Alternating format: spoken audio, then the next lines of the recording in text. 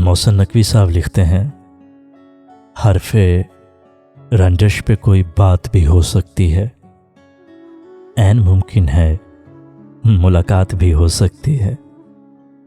जिंदगी फूल है, खुशबू है, मगर याद रहे जिंदगी गर्दिशे हालात भी हो सकती है। हमने ये सोच के रखना है गुलशन में कदम, लालाओ गुल में तेरी ज़ात भी हो सकती है। चाल चलते हुए शतरंज की बाजी के उसूल भूल जाओगे तो मात भी हो सकती है। एक तो छत के बिना घर है हमारा मोहसिन, एक तो छत के बिना घर है हमारा मोहसिन, उस पे ये खौफ कि बरसात भी हो सकती है, ऐन मुमकिन है मुलाकात भी हो सकती है।